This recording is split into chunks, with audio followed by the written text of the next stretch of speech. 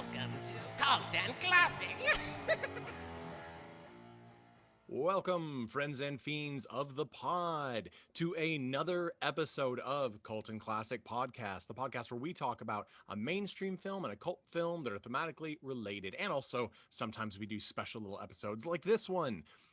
Today, our episode is the beloved, hated, and forgotten kids' TV shows. This is where our panel is going to talk about what is our desert island show or shows as a kid that we would just push people out of the way for. What shows did everybody like that we hated as kids, and what's a show that is lesser known or essentially forgotten that is something we think should be brought to the forefront of everyone's mind. So this is gonna be a good one. I'm excited about this. Of course, I'm your host, comedian, and film critic Nate Wyckoff. With us, we also have Amanda Longley. How are you doing, Amanda? Good. Thank you for Good. asking. Of course. And Tad Mastroianni. How are you doing, Tad? Nate, you made the mistaken assumption that I had a childhood. It's true. It's true. That's why I'm doing this podcast. This is childhood 2.0. And it's been going good so far. It's a lot more expensive to be a kid though in your late 30s. So this is cool. I wanted us to talk about the stuff that I'm essentially collecting now as an adult that I love from childhood. You know, the things that are like, what am I spending stupid money on? Like a Ninja Turtles Farmer Mikey tractor. You know, like these are the these are things that are actually in my office here at the Cult and Classic Studios. And I wanted to hear what everybody else's thoughts were. So let's start with we'll do the beloveds first. Tad, what was your desert island above all TV show as a kid? When I was a kid, I think it's safe to say that the show that I guess I sat on was Garfield and Friends. Um, it's a classic, and It's such a classic. it is one of the first shows that I showed to my son, and he spent at least a couple of years absolutely obsessed with it as well, like I did. And it's mainly because, especially as an adult, and we all know that at some point Garfield stopped being funny. Garfield also stopped being relevant. But Yep. Garfield and Friends was a time when Garfield was kind of at the peak. There was a lot of merchandise, there was a lot of comic books, and the TV show was clever with great writing, especially with U.S. Farms. U.S. Farms was U.S. what it was Acres. called, right? U.S. Acres. U.S. Acres. Sorry, same thing. Well, so this is great because this was I really struggled. This was one of mine as well, very possibly equal to mine, to my choice for beloved. And it started in '88, had 121 episodes. And you mentioned the writing, which so there's a reason why it's so freaking uh, amazing because it's almost exclusively written by Mark Evanier. And Mark Evanier is a comic book writer. He wrote um uh God, so many series. I can't even think of it. Look him up. It's brilliant. Mark Evanier. He also is probably most known for writing Gru with Cuban exile artist and Mad Magazine legend Sergio Aragones. So he is an incredible writer, and he wrote 121 episodes, which is, you may notice, the full run of the show. There was there were about 48 episodes written also by Charmin Devono. And the reason that, as you said, there were like 3 episodes per episode. It was like SpongeBob that way, except instead of 3 SpongeBob stories in one episode, you had a Garfield and Friends story, and then you had a U.S. Acres story, and then you had another Garfield and Friends story. And U.S. Acres was, like Garfield, another comic strip created by Jim Davis. I think there were only 2 collections or something put out like that from it, but that's why they did that, and I think it worked really well. And I have the entire run. Uh, it's brilliant. It's absolutely brilliant. It's one of those things because U.S. Acres is so obscure. It's kind of like Matt Groening and what Life in Hell, is that Yeah. what it was called? Mm-hmm. It's the same idea. It's It's like award-winning comic strip about right. gay bunnies. Yeah. It's known if you know the history of their work, and it's known if you know comics. But the vast majority of people, I guarantee, if you ask them, hey, do you know about US Acres? Most Garfield fans would be like, what the fuck are you talking about? Unless they actually watch the cartoon. And the cartoon is the only reason that I knew US Acres existed. Have I ever read them? No, because the show did enough. The show was fantastic. And it was one of those few times when it crammed in another franchise essentially, and it was just as good because Mhm. as a kid, I wasn't waiting for more Garfield, even though Right. those episodes not only did a good job of humanizing John as opposed to just making him a constant loser like the comics did, but there are just some unforgettable moments. Like I'll never forget the moment or I should say the episode where, and this is in the 90s, like record players hadn't gone away, but the episode about the record player when John is Yeah. just trying to find a record player and he walks into an antique store and the old man is like, I think I've got one of those in the back. Here it is, a record player. It's like record players were still relevant, even though CDs were a thing. There were still Yes. record players in my Yes. house when I was It growing is. up.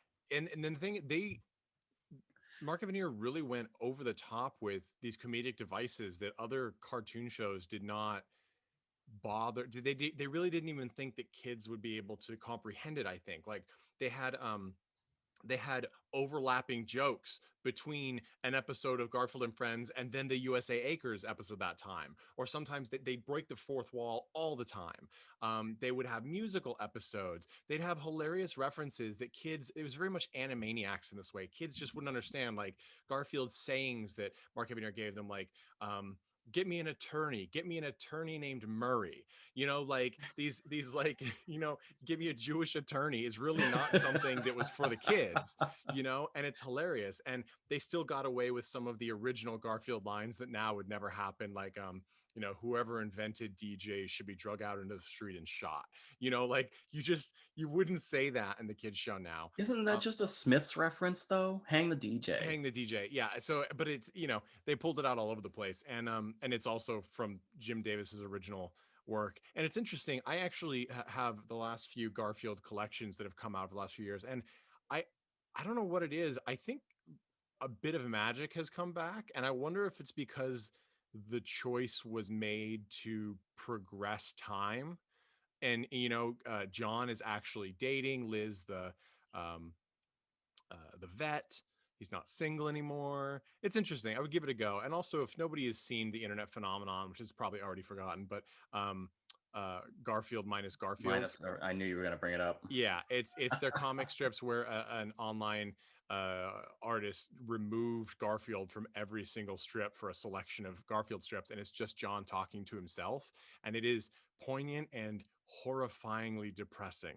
It Um, really is. it just it paints a totally different picture. um, Interesting because I like Garfield, obviously.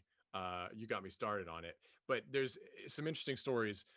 Jim Davis created Garfield the cat because not because he particularly loves cats or had any great attachment, but he thought he needed it to be cute so it would be marketable, and they already were doing dogs. So that's why he created Garfield as a cat, which is this hilarious sort of cash grab answer that I think a lot of people are upset about when they It's actually learn it.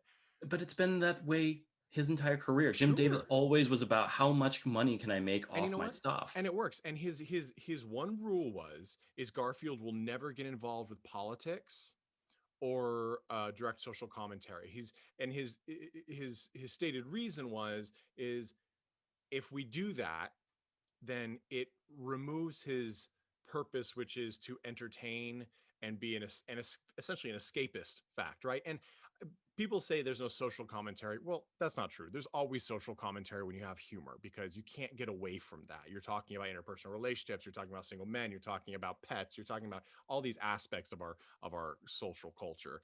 Um, but I, it was just fascinating to me. And of course, Jim Davis.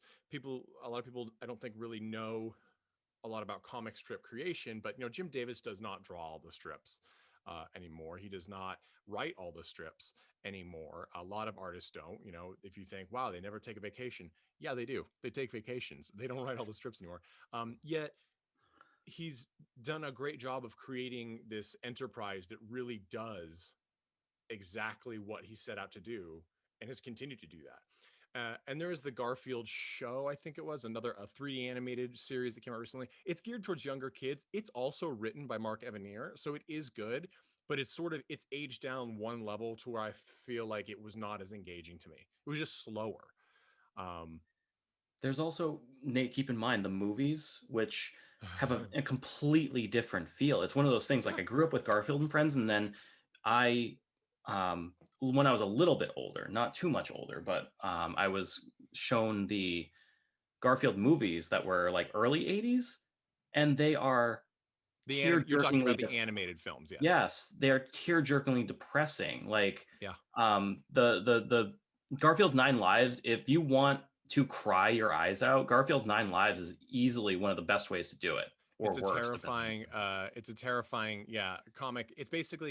a comic book and not a strip, right? Or are you talking about the movie version? No, I'm talking about the movie version. Okay. Well, it's based off the comic book, which had really interesting art styles. Like they did like a Bernie Wrightson style horror moment. And yeah, and it's like it's this existential journey through alternative Garfields, and some of them are downright bleak and brutal. It's very good. Um, but yeah, it's different. And then of course you had the holiday specials, which Garfield Christmas, I think, was one, and things like that. And they were based off of they weren't really comic strips either, even though they were in the comic strip size. They were Garfield stories. Um, they were released as the books, and you could still find them in collected editions all over the place. But yeah, they're different. Same characters, but the Different themes. yes, exactly. Because the show Garfield and Friends has just beautiful madcap goofballness the whole time, you know? And they had just, I loved how they referenced like 50s B movies and um, super 90s things like inline skating, like everything. Everything was in there, and it was really beautiful. And they would have lots of comedians did voice work for them. And of course, you have Lorenzo Music, who is the voice of Garfield. He was the most iconic voice of Garfield, and he did other things. He did the was it the Adventures of the Gummy Bears, right? Which was Yeah. Greg's show before he did Gargoyles for Disney. It's a fucking weird show. It is a weird show. It's really good. It's a weird. It's I That call was, it. that was one of the shows I was going to bring up. Just by the Oh, way. all right. Is it your beloved, hated, or forgotten? It's one I don't know, like more on the beloved end of things. Like I don't remember a lot, but I remember that being one of the shows that made me really happy as a kid. It had this really great mix, and everybody should go check it out because it looks like it would be a weird tie into a candy, and it's not. And It's I about still remember the theme song. So I mean, I think that says something. I do right? too. Yeah, I do too. And if you like gargoyles, it's it's sort of like the Smurfs crossed with like gargoyles, because it's like it has these enchanted bears that drink this gummy juice from this plant, and then they bounce all over the place, which sounds insane. 'Cause it But the is. show is played very straight, and like they have like action scenes and characters in danger, and the villain is always trying to get the formula, the juice or whatever. It's an insane show, and it has a huge amount of the team from Gargoyles later. So I think people didn't know what to take the show for, because it looks like a goofy comedy, but it plays more like an animated version of the Ewoks films that we covered last Christmas. Yeah, fascinating. So that's it for me and my Garfield tirade. But great choice, love it, Tad. Check it out, everyone. I'm sure it's streaming, but you can also pick up the DVD collections, which are not done by season; they're done by like collection, which is interesting. Mandy, was that what you chose for beloved, or did you have another one as well? No, it's like my brother. I don't have really strong memories. Like if it happened more than a week ago, like I just have vague impressions of stuff. Like I don't remember like a huge amount of like detail. I do remember the Gummy Bears theme song. I also remember just like kind of just like a time period where it'd be like Gummy Bears and Smurfs and Kissy Fur. I don't know if that's one you guys remember. I have no idea about Kissy Fur. Kissy Fur. I think it was like these zoo animals that were on a train, and then like the train crashed and like dumped them in the wilderness, and it was like their life becoming wild animals again. So it's like Boxcar Children, but Maybe? becoming feral. Kind of, yes. And I believe Kissy Fur was like a bear cub. I mean, I don't know if it was That's just him that wild. went into the wild or what, but I remember that in like the same period of time as like Gummy Bears, the Smurfs. Yeah, it appears to be. It's all one word, Kissy Fur, and Mhm. it's Yeah, 26 episodes, 1985. That's a Hmm. fascinating one. Yeah. So that was what I remember really liking, I mean, down for. But then also, like, there are a slightly later period in my childhood where I really got nerdy and that kind of stuck. Possibly, like, I don't know, nature nurture here. Being super into 321 Contact and Square One, and specifically the MathNet part of Square One, and then Ooh. also Ghost Rider. Like, I would that was my desert island like pack. Like, You're if talking I about had to Ghost take something, Writer, right? writer, not Yes. writer, Yes. writer. If I had to take like a box set of something, it would have been like the PBS like nerd pack. And That's so what the I would. plot of that was that there was a ghost that would write to this kid, right? Is that Right. So like they could ask this ghost questions. It was very like, I don't know, like seancey, and they'd be like, "Oh, this thing got stolen, or this person is missing. Like, Ghostwriter, help us out." But like Ghostwriter could only bring them back words, and like so they could write like clues, but they all had to be written clues. Couldn't be they couldn't obviously the ghost couldn't talk to them or like show them pictures. It all had to be like clues or like something got stolen. I don't remember, but I remember just being super excited when the opening credits came on for that show and just being super jazzed to watch it like I every week. I remember being enraged at Ghost Rider, not because I didn't like the show. I actually never watched the show for this reason. I remember that I can't remember what show I loved was before it, but I believe it was a comic book show, animated series, because when afterward Ghost Rider would come on and the voice of the TV break guy would always say, "Up next, Ghost Rider." And no matter how you say it, it sounds like Ghost Rider, the Marvel comic book character, Flaming Skull, Spirit of Vengeance. It And does. I was always waiting for them to do the Ghost Rider TV show that I knew was constantly being considered. And so as a kid, I would hear it and I would be always like, "Oh, it's happened." And I don't know how many times, like, you'd think that that would only happen once. Like, you'd think that that would be something my child brain would hear once, understand it's not the case, and move on. But it wasn't. I remember being disappointed several times. And so I hated that show without ever having watched it. Some say that us Ghost Rider fans are still being disappointed to this day. It's true. It's true. Although I'm still hoping on banking Yeah. on those rumors of Disney approaching Nicolas Cage to reprise his role in a Disney Plus series of some I kind. mean, That'd we'll be see about it would that. have We'll been an see. awesome guest appearance Yes, on it that would show. absolutely. Um, Yeah. yeah. So okay, good. That's a good one. Let's do hated next. I'll go first. So my choice for hated was they're kind of boring because when I think of the series I didn't like, it was when I was much younger. The things that every parent, I'd go to like somebody's house to be babysat or daycare or whatever when my parents worked, and it was always these three shows: Sesame Street, which I didn't like. And it was through, here's the thing, I adore Jim Henson Studios. I adore them. The characters are brilliant. I love it. I don't know what it was about the show that never connected with me. I think it was the overt educational aspect. It didn't successfully hide any of its educational aspirations. Every character was always specifically asking questions to become educated. And as a kid, it did not engage me. It felt closer to reading a dictionary than it did watching an entertainment show. And it's I mean, it's done amazing things. It's probably the longest running TV show ever, I would imagine at this point. It has over 1,700 episodes, and it's still running. And there's been countless spin-offs and movies and things like that. And of course, the puppetry is unbelievably amazing. So it's an amazing show, but I didn't like it as a kid. The other two that I didn't like, and now I have this weird nostalgia about where I kind of do like them, is of course the it was kind of fading a little bit during my childhood, so probably all of ours, but was Lamb Chops, and the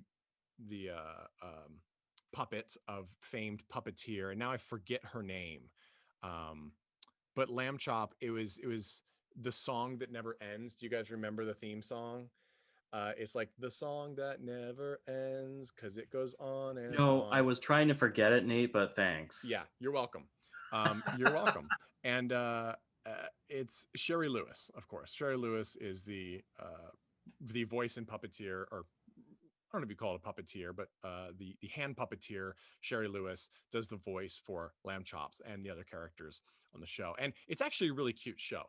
It's sort of like a Fraggle Rock, but uh, instead of Jim Henson puppets, you have hand puppets.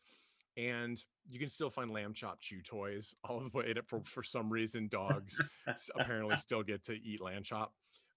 Interesting story about Sherry Lewis is that she would horrify fans when she'd go to restaurants and be noticed, because she would call over a waiter, and as she's talking to them, she'd ask for a rare lamb chop, like extra bloody, and send them off, which of course I doubt they'd actually give her, but apparently it really upset some people. And I think that's hilarious. That's a true comedian right there. But Lamb Chop, I did not like, and that song got in my head all the time.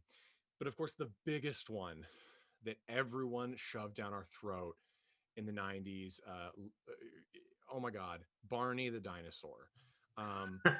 I mean, it Zero was argument for me Going there. It going for was the horrible. straight purple low hanging fruit there, aren't you?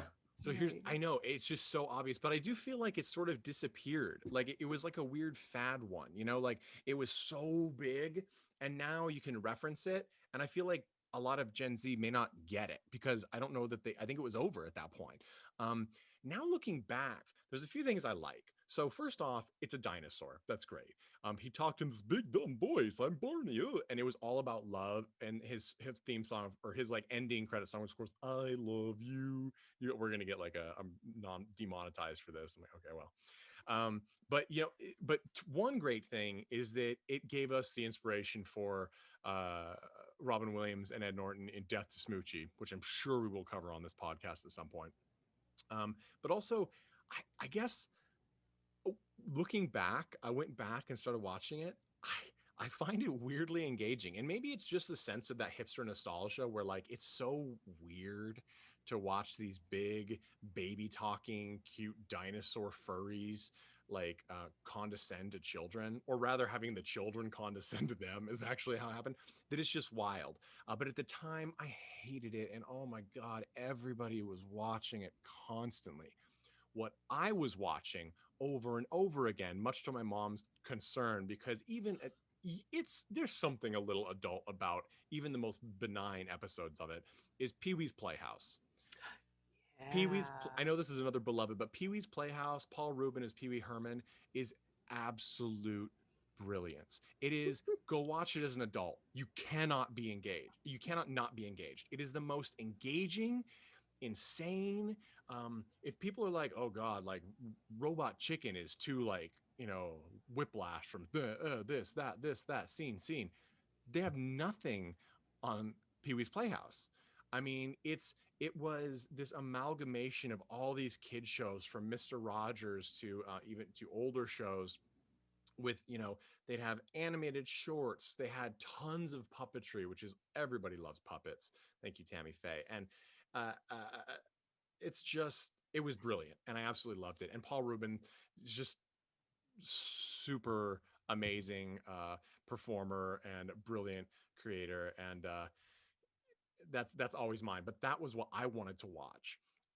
And other people and I remember a couple of the kids, like a couple, like 1 year, 2 year younger than me, that I would get babysat with in the brief times I was babysat, they didn't like it. It was scary. They'd say it was scary, and it is kind of scary, right? Like it's A little wild. disturbing. It's Just a little. wild.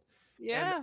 I wanted to take the opportunity too to mention, even though this is my hated segment, if you're like me and it's totally crazy, and you like that sort of insane stuff, you need to go check out the documentary Beauty is Embarrassing. It's from 2012. It's about Wayne White, who's an artist, a great painter and puppeteer, but he worked on Pee-wee's Playhouse, making puppets that essentially he had never made before. And it's super interesting and just a very engaging story. And even without it, seeing his work is awesome. And it's got, of course, Paul Rubens is in the documentary, Mimi Pond, Mark Mothersbaugh is in there, Matt Groening is in there. It's just brilliant stuff. So all right, that's my plug. Tad, unmute yourself, friend, because it's your most hated kid show moment. This one was actually hard because I had to think back real hard and think about shows that people watched that I didn't like, and I'm sure there were a bunch of them, but they weren't as popular as the one I'm thinking of, which is Cat Dog. Cat Dog is Yeah. one, and this is contentious, because I know that there are people in my family and my friend circles that loved Cat Dog Your growing up. family did love Cat Dog. I remember that Yes, often. yes, to a psychotic degree, I felt, because there was what the runner up for this was actually Angry Beavers. Even though I found no, because I knew you were going to say that. The No. reason that I don't like Angry Beavers for the most part is because I always felt like it was just trying to be Rocco's Modern Life real hard. Also amazing. Now to be fair, there is a quote from the Angry Beavers that I still say to this day when Daggett says to Norbert, he's like, how could you say no to that? And I go, like this. No. That's the best part of the entire show. The rest of the show can fuck itself. But Cat Dog, there was nothing redeeming about that fucking show. I always think stinky plus stinky equals not stinky from Angry Beavers when they had the stinky Yes. toe. The stinky toe. Toe. I will Anyway. yeah, I would fight you for Angry Beavers because I adore that. But I will say my wife has the exact feeling you do. She hated Angry Beavers. I adored the sounds, the voice acting in that. Of course, veteran voice actors, Right. totally crushed Angry Beavers, and the fact that Angry Beavers almost exclusively has two characters. I mean, that is it. There are of course others occasionally, but the vast majority of them bickering nonstop. And it just gave me the sibling I never had moment. Yeah, it gets tiresome after a while. I mean, Well, you also had bickering siblings. Like you had siblings in your house. I had more than two. That's the thing is that when you add that, there's more dynamic. Whereas if it was just me and one other brother, at some point that dynamic would get fucking old. You got to add something new. But with Cat Dog, it's one of those things like I had an irrational hatred of it. And honestly, it's been over 20 years. To this point, I think it's been like 25 years. Has it been that long already? And I don't even remember why I hated it. But I do remember that Cat was voiced by that guy that voices like fucking everything in Disney and in Nickelodeon. Because when I was thinking about shows for this list, I was desperately trying to avoid anything Nickelodeon related because it dominated the 90s so hard, Yep. and there are so many shows. 1993 was about the peak of brilliance. And you're Yeah. talking you're talking about Dog because it was Tom Kenny was Dog, SpongeBob, No, and Cat Cat. was Jim Cummings. Yeah, he's And like of course Billy West was in it. I mean, Maria Yep. Bamford was in it. And even with that, like, because of course I am the biggest Maria Bamford fan in the world. I've seen her so many times. Go check her out, by the way. She's doing amazing Zoom shows. They're the only Zoom shows I really enjoy watching. But yes, It's one of those things when I hear his voice in Skyrim. And granted, that was at this point 10 years ago, but Skyrim is one of those games where no one ever fucking stops playing it and talking about it because they won't put out a new fucking Elder Scrolls game. But you hear his voice, and I instantly think Cat, and I'm like, I'm tired of hearing your fucking voice. I'm tired of hearing when you were Pete. I'm tired of hearing when you were 15 other fucking Disney characters. I'm tired of hearing you in everything. Well, and he has a great voice too, because there's no, it's not it's surprising. distinctive. Because, well, and he does several different ones, right? Like he also does the modern Winnie the Pooh. So he does Winnie the Pooh and Tigger, but then he also does like he was clamped down in the mid 2010s, like the 2015 Transformers Robots in Disguise. He was on Star Wars Rebels with a good friend of mine. So he's done. You're right. He's in everything, and he's always doing it. It's the same voice every time. He's Darkwing Duck. Yep. He's God, he's everything. I would love to have a career like his, but it's true. There are certain people. Mine is Billy West. When I hear Billy West's voice, and I don't hate it, obviously, but I always think Futurama. Even though he's done so much before and so much during and so much since, every time I hear his voice, you just think Fry. Yeah, it's Fry. Like Fry. Yeah, and I realized that I missed my beloved. I went over several beloved things that were not my choice. My choice was also super obvious. It was the original Teenage Mutant Ninja Turtles show. I mean, that was truly my everything. I would get up, and I mean, the show ran from the 80s into the 90s. It was a cultural phenomenon that was just unlike Yeah. anything else. Yeah. My There was brother never too. anything like it. There never If will Jeff be were again. here, that's what he'd be saying. That Yep. and GoBots. GoBots. Yeah, I knew GoBots was going to come up. And of course, the comic book for Teenage Mutant Ninja Turtles that inspired it is also still brilliant. And of course, it ended years ago, but there have been um, several reiterations. IDW Publishing has the current one, which is quite good. There's a big series right now called The Last Ronin in an alternate future where Raph is the only brother left. It's apparently quite good. But the original show, it lasted so long that there were tonal shifts in it. It was one of those shows that revamped itself because several times to be more adult as the sort of media landscape changed and as their viewers aged. It lasted 193 episodes. I think a chunk of the final season was never actually aired, although it's all been released on DVD since. Fred Wolf was the series creator. Fred Wolf has done so many shows from the 90s Chipmunks to he worked on he was a producer for DuckTales, the original series, which is another phenomenal show. I can't. And he worked from the really experimental shorts, the animated shorts that were popular in the 60s and 70s, like The Point. He did that. A weird one that I vaguely remember, and I was surprised to see, was Puff the Magic Dragon in the Land of the Living Lies. It was a weird sequel to Puff the Magic Dragon. And yeah, he's just done a ton. He did a lot of the specials, like the one episode specials, like the California Raisin Show.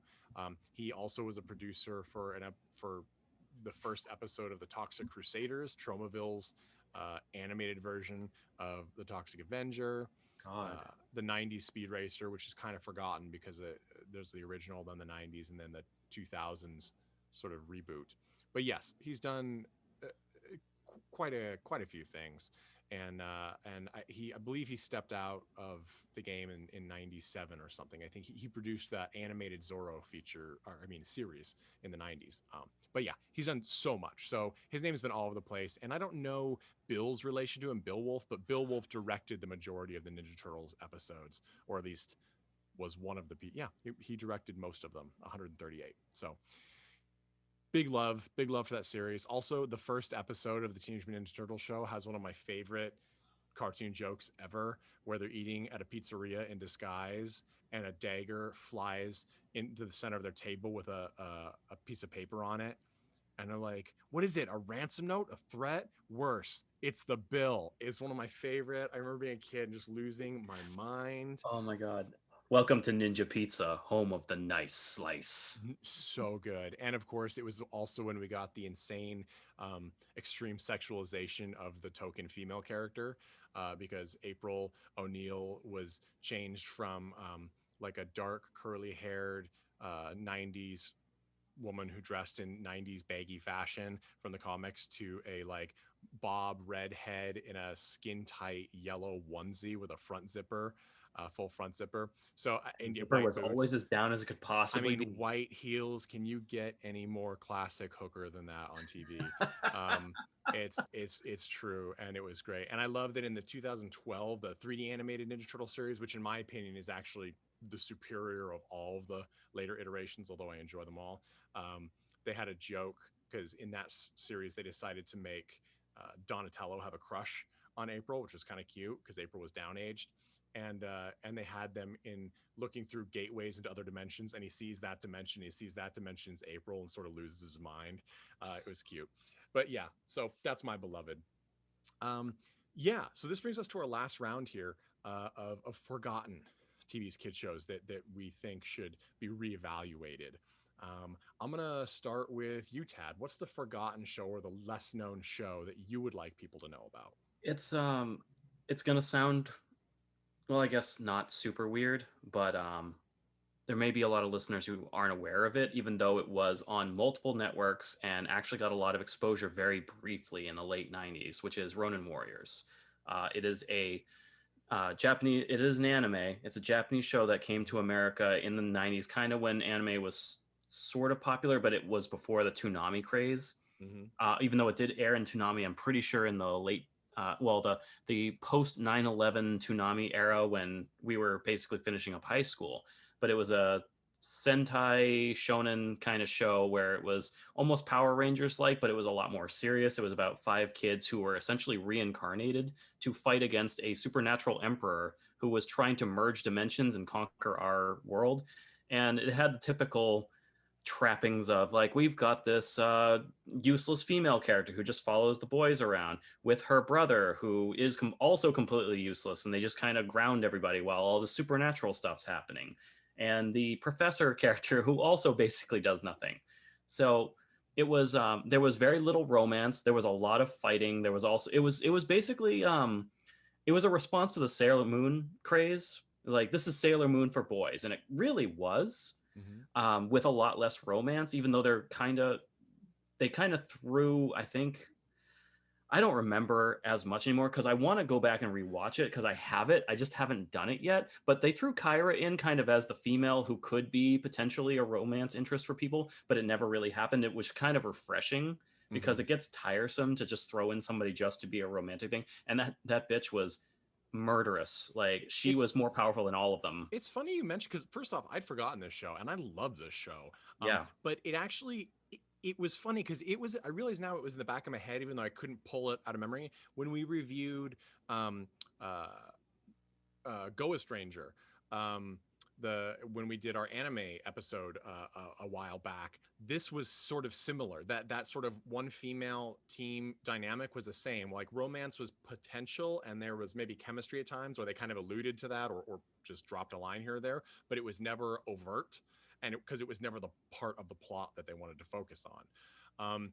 And it was a great show, and it was written entirely by a really well-known, established anime writer, Jinzo Toriumi, who did it's funny, worked on Gotchaman in the 70s, and actually I literally just got from Sentai distribution today Gotchaman, the 1978 movie re-release, in the mail.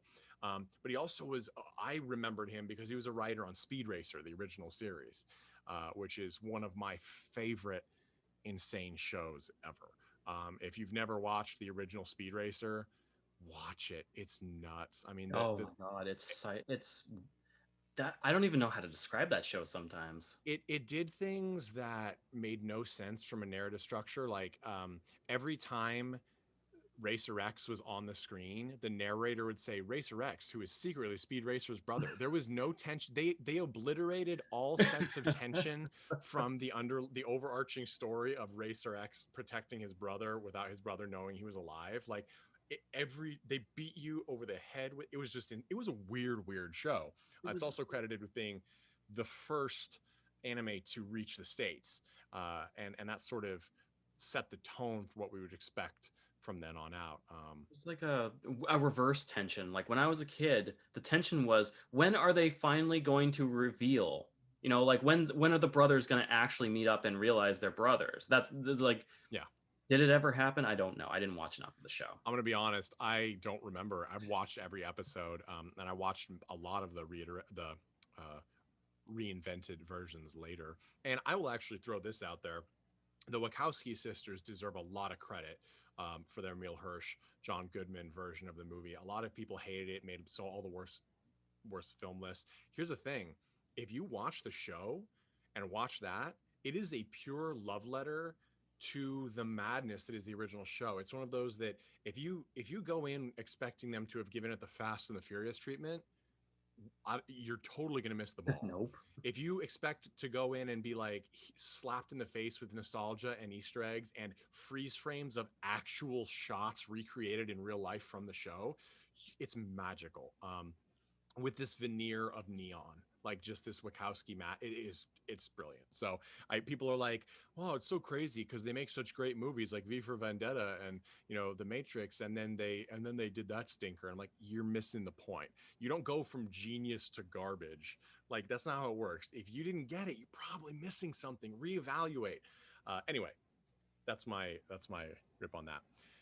Mandy, what is your forgotten kids TV show that you would recommend? Are you guys ready? We're ready. All right. Please. Zoobilee Zoo. What? Zoobilee Zoo.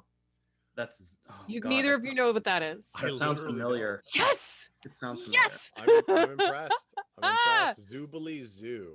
Okay, give us a rundown. What is Zoobilee Zoo? So Zoobilee Zoo was a live action of like, I don't know, I think they had like 6 main characters. They all were dressed as animals, and they lived in a magical land called Zoobilee Zoo.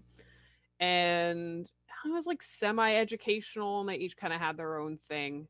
And Oh my they God, they're have terrifying. hijinks and adventures. Yes. they Sorry, I are. just realized it's like a PBS kids production of Cats. Mm-hmm. I was gonna say the Exactly. same fucking thing. Exactly Oh that my flavor. God. Like the Wowza. cats, This is coming. This is all costumes. coming back to me now.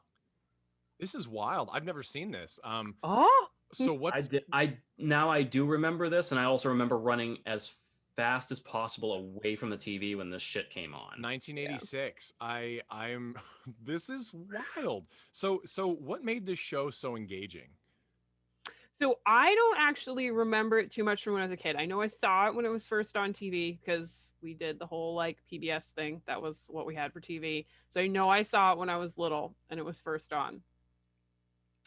I don't remember having any particular feelings about it. But like fast forward to when I was in college, and one of my closest friends freshman year was obsessed with oh crap, I've brought this up before. The Bob, what is that? Why can't I told you guys we should do the remake of this? And why can't I think of? I'm totally blanking now because of the pressure, and I'm so excited. I guess. Where they where he's the game person. He's the guardian. In they had all of the puns. Why can't I think of? That's so terrible. Anyway, Dot Sorry, Matrix. you lost me, but yes. I don't know. Oh, Dot reboot. like Reboot. reboot. So Yes, I believe the 3D it was animated reboot. Okay. yes, reboot. So I believe that it was a voice actress who did Dot Matrix's voice was one of the Zoobilee animals. So this friend of mine was like super into reboot. She had videotaped all of the episodes off of Cartoon Network, and we would like watch them together. But then because that wasn't enough, she also had all the Zoobilee Zoo because it was the same actress as was in reboot. So I ended up watching all of that like in college and being like, wow, that's a real head trip. I can't believe that is something I watched when I was a kid as well. So that's impressive. like I'm looking actually story. And I'll say the cast of Zoobilee Zoo actually has done some great stuff. Okay, I'm gonna go ahead and give this a watch because this looks like my kind of madness. Probably is. Especially since I'm low-key obsessed with the Hopper version of Cats that came out recently, which again I'm sure we're gonna do on this podcast. You're gonna put me through that? Oh yes. God. Why Oh do you do yes. this It to is an me? experience. I'm not even joking. I've heard it's an experience. I never heard anything that it was a positive I experience. saw it in theaters. I had to go by Of myself. course you did. Bought it first day. Okay, so Tad, what is your forgotten kids TV show that people should reevaluate? Didn't we just do this? I think we did. We already forgot. What was yours? I did. I'm pretty Oh, sure I just told you it was Ronin. Ronin Warriors. Yeah. Okay, you're right. I'm sorry. See, I am literally stuck on Zoobilee Zoo. Zoobilee just guys, wiped your mind. When I go through and find a new show, the first thing I do is after checking the credits is I go on IMDb and I check out the trivia because you never know what kind of connections it'll have. Mm-hmm. And there's one piece of trivia somebody, I'm sure very kindly intentioned, put in. And this is the trivia they put in for Zoobilee Zoo. And guys, it's Zoobilee and then zoo. This is the trivia they thought was important to share to the world that somebody might find amazing. This is a quote. The word zoo is mentioned twice in the title, once in the word Zoobilee, the other in the word zoo. That is not trivia, folks. I get the feeling that was a troll job.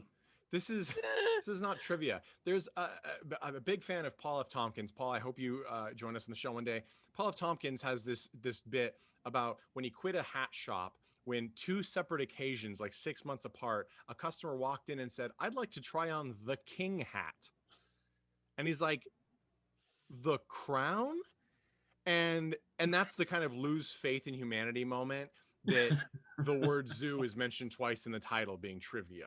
Especially since in order to look at this show on IMDb, I am looking at the title spelled out. And I also want to give them a short jab with a cattle prod because they called Zubilee a word, which I really don't think Zubilee qualifies as a word.